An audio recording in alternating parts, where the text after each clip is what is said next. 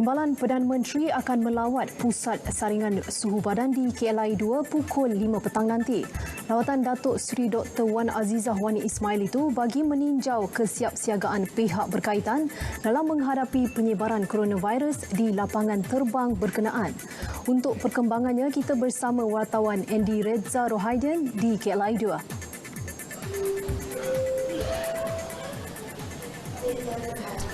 Ya, Nurul, Kementerian Kesihatan Malaysia KKM dalam kenyataannya hari ini memaklumkan 3 lagi kes disahkan positif coronavirus dilaporkan di negara ini yang menjadikan 7 kes keseluruhan setakat ini. Kesemua kes positif 2019 and COVID itu terdiri daripada warga negara China dan susulan daripada peningkatan tersebut, KKM memberi jaminan akan memastikan kesiapsiagaan bagi membendung penyebaran penyakit berkenaan berada pada tahap maksimum.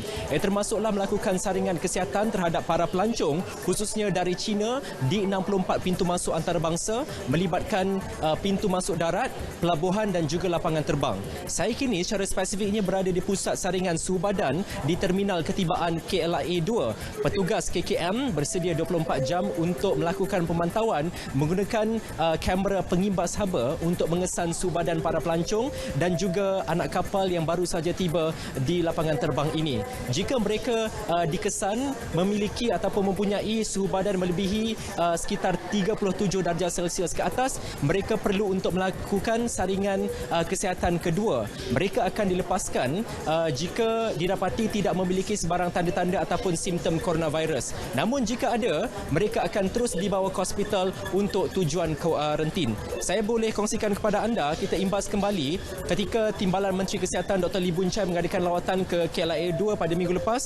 Beliau memaklumkan bahawa seramai 267,054 penumpang dan juga kru penerbangan telah pun disaring di KLIA 1 yang melibatkan 2,494 penerbangan yang mendarat di KLIA antara 15 hingga 20 Januari lalu. Saya akan cuba mendapatkan data terkini mengenai jumlah penumpang yang telah pun disaring bagi tempoh 21 Januari hinggalah hari ini selepas selesai saja lawatan Timbalan Perdana Menteri di KLIA 2 kira-kira pukul 5 petang nanti.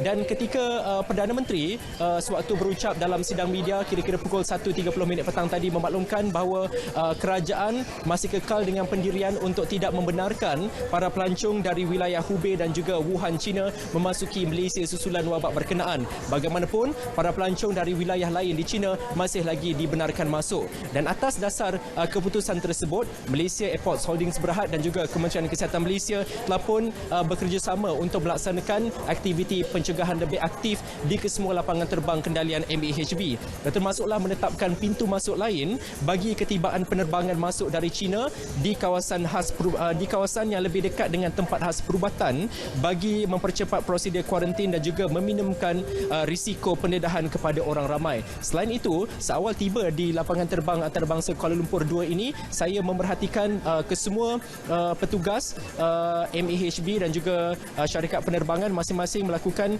ataupun melaksanakan langkah-langkah pencegahan yang telah pun disarankan oleh KKM, antaranya termasuklah memakai topeng muka dan juga di kawasan-kawasan strategik di sekitar lapangan terbang ini pihak MAHB telah pun meletakkan hand sanitizer dan juga menyediakan juga topeng muka untuk kegunaan para penumpang dan juga para petugas yang bertugas di KLIA 2 ini. Saya akan terus membawakan perkembangan terkini mengenai lawatan Timbalan Perdana Menteri yang dijadual akan tiba di KLIA 2 kira-kira pukul 5 petang nanti sejurus selesai saja sidang media di Kementerian Kesihatan sebentar tadi.